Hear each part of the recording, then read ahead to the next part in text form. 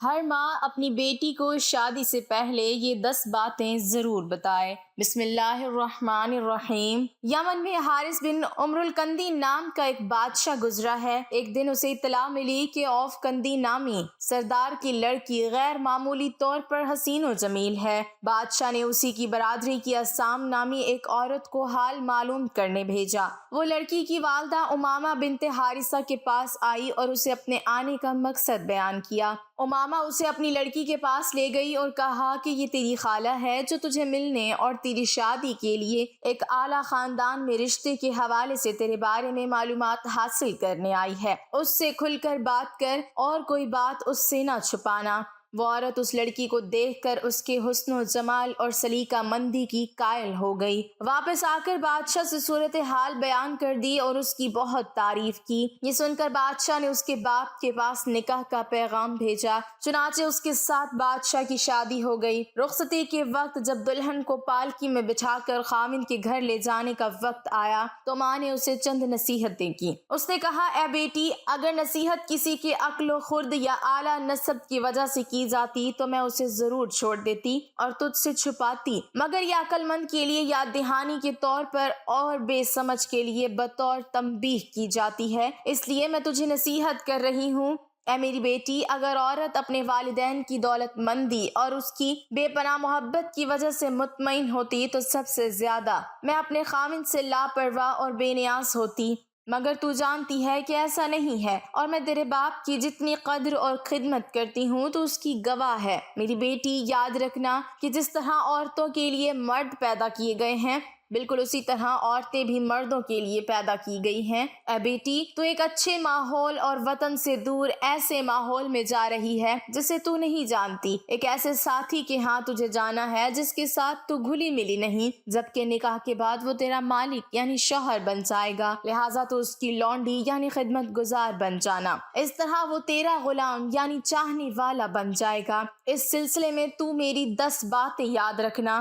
پہلی بات تو یہ ہے کہ اپنے خاوند کے ساتھ قناعت اور سادگی سے زندگی گزارنا۔ دوسری بات، اس کی ہر بات غور سے سننا اور اطاعت کرنا، کیونکہ قناعت میں دل کو راحت پہنچتی ہے اور اطاعت و فرما برداری میں مالک یعنی خاوند خوش ہوتا ہے۔ تیسری بات یہ کہ تیرے منہ سے خاوند کی مرضی کے خلاف کوئی بات نہ نکلے۔ چوتھی بات، تیرا خاوند تجھے صاف ستھرے اور مہکتے لباس میں ہی دیکھے۔ اے میری بیٹی، تجھے معلوم ہونا چاہیے کہ عطر نہ ہونے کی صورت میں پانی سب سے خوشبودار ہے، اس سے نہا اور بناؤ سنگھار کر حسن پیدا کرنے کے لیے تیرے پاس سرما موجود ہے، اس سے زیادہ کوئی اچھی چیز نہیں۔ پانچویں بات یہ ہے کہ اس کے کھانے کے وقت کا خیال رکھ۔ چھٹی بات، سونے کے وقت بھی اس کے آرام کا خیال رکھ، کیونکہ بھوک کی شدت ناقابل برداشت ہوتی ہے اور نیند سے اچانک جاگنا غصے کا سبب ہوتا ہے۔ ساتویں بات، اس کے مال کی حفاظت کرنا۔ آٹھویں نصیحت یہ ہے کہ اس کے رشتہ داروں اور خاندان کا لحاظ رکھنا، کیونکہ مال کی حفاظت حسن ترتیب اور رشتہ داروں اور خاندان کی حفاظت سلیقہ مند کی علامت ہے۔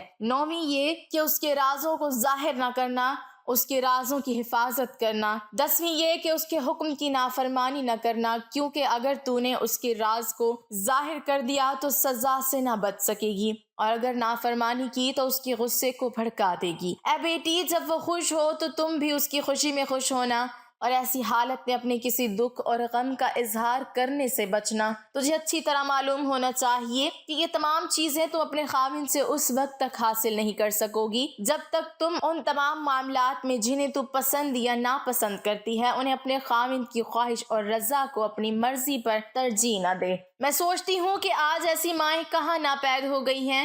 ہماری ماؤں، نانیوں، دادیوں جیسی سمجھداری، سلیقہ مندی، صبر و تحمل، ایمانداری، برداشت اور دانش مندی کہاں دفن ہو چکی۔ نئی ایجادات اور سائنس کی ترقی کے ساتھ کیا یہ ضروری ہے کہ آج کل کی مائیں اپنی شادی شدہ بیٹیوں کی زندگی میں دخل اندازی کرتی رہیں؟ بڑے بزرگ اپنے تجربات سے کہہ گئے ہیں کہ ماؤں کو اپنی بیٹیوں کی شادی شدہ زندگی میں دخل اندازی نہیں کرنی چاہیے۔ ایک لڑکی جب شادی کر کے دوسرے گھر جاتی ہے تو اس کے لیے اس گھر کا ماحول سب نیا ہوتا ہے۔ اس لڑکی کو اس گھر، ماحول اور لوگوں کو اپنانے میں وقت ضرور لگتا ہے۔ اللہ تعالیٰ نے سب کو سوچنے سمجھنے کی صلاحیت دی ہے، پھر بھی کیوں یہ پڑھی لکھی لڑکیاں نادانی کا شکار ہیں؟ کیوں اپنا اچھا برا خود نہیں سمجھتی؟ وہ کیوں اپنے سسرال کی ہر بات اپنی ماں کو بتاتی ہیں؟ سسرال میں کیا ہو رہا ہے، کون کیا کر رہا ہے، کس نے کیا کہا، شوہر نے کیا کہا، گھر میں کیا پکایا، کون گھر میں آتا جاتا ہے، ان جیسی فضول سوالات دن میں کئی مرتبہ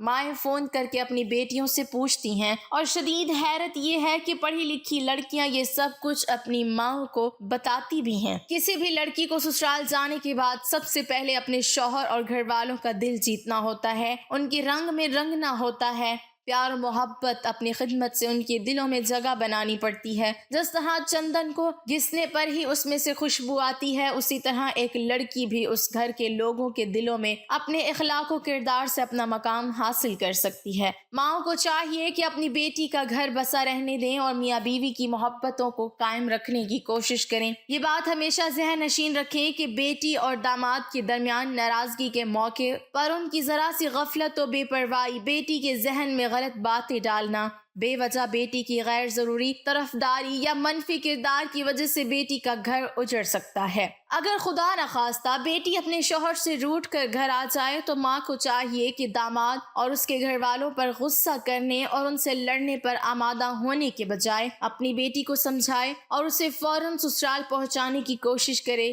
ہرگز بھی بیٹی کے دل میں لگی آگ پر کچھ غلط باتوں کا پٹرول ڈال کر اس کے دماغ میں لگی آگ کو ہوا نہ دے۔ یہ جملے بیٹی کے حق میں انتہائی زہریلے ہیں کہ آ بیٹی بیٹھ، اب ہم دیکھتے ہیں کہ تیرا شوہر کیسے تجھے لینے آتا ہے، اسے تیرا ذرا بھی احساس ہوگا تو وہ خود تجھے لینے آئے گا۔ چار لوگوں کو بٹھا کر پہلے فیصلہ کرنا ہوگا، دیکھنا اسے ایسا سبق سکھائیں گے کہ زندگی بھر یاد رکھے گا۔ جب تک وہ یہاں آ کر گھٹنے نہیں ٹیکے گا تم اس کے یہاں نہیں جاؤ گی۔ ابھی ہم زندہ ہیں، تم بوجھ تھوڑی ہو اپنے ماں باپ پر، اب تو اپنے سسرال کبھی نہیں جائے گی۔ تیرے سسرالیوں اور تیرے شوہر کو ایسا سبق سکھائیں گے کہ وہ زندگی بھر یاد رکھیں گے، وغیرہ وغیرہ۔ مائیں یہ کیسے بھول جاتی ہیں کہ اس طرح کی باتیں بیٹی کو مزید ضدی اور حد دھرم بنا دیتی ہیں۔ وہ اپنے شوہر کے انتظار میں اپنے ماں کے گھر بیٹھی رہتی ہیں۔ یہ انتظار جیسے جیسے طویل ہوتا جاتا ہے ویسے ویسے اس طرح کی مائیں اپنی بیٹیوں کے کان مزید بھرتے ہوئے انہیں سسرال نہ جانے پر اور پکا دیتی ہیں۔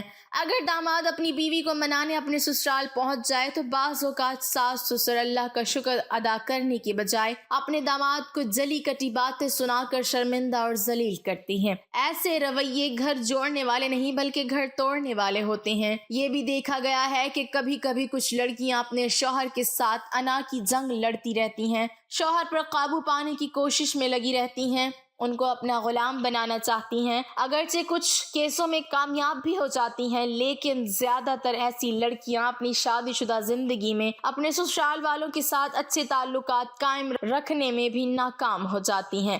ایسی لڑکیاں جو دوسروں کے جذبات کی پرواہ نہیں کرتی اور اپنے معاملات خود نہیں سلجھاتی، ان کی شادیاں ناکام ہو جاتی ہیں کیونکہ ان کا دھیان شوہر اور سسرال کے ساتھ ایڈجسٹ کرنے میں نہیں بلکہ انہیں نیچا دکھانے کی طرف ہی لگا ہوتا ہے۔ وہ شوہر پر قابو پانے کی کوشش میں لگی رہتی ہیں اور نتیجتاً اس جنگ میں اکثر و بیشتر وہ ہار جاتی ہیں۔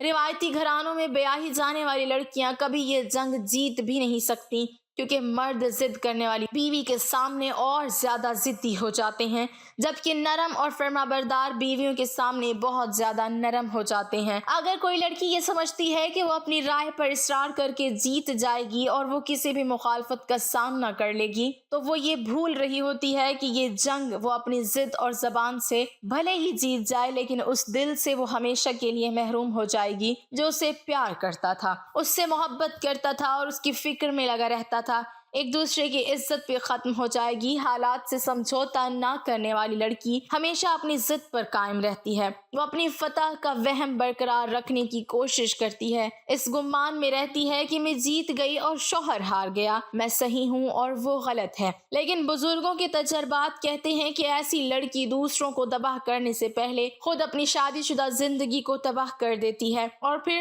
وہ اپنی دنیا اور آخرت دونوں بھی خراب کرتی ہے اور گناہ گار کہلاتی ہے۔ اپنی بیٹیوں کی شادی شدہ زندگی میں مداخلت سے بچیے، یہ انتہائی غلط طرز عمل ہے۔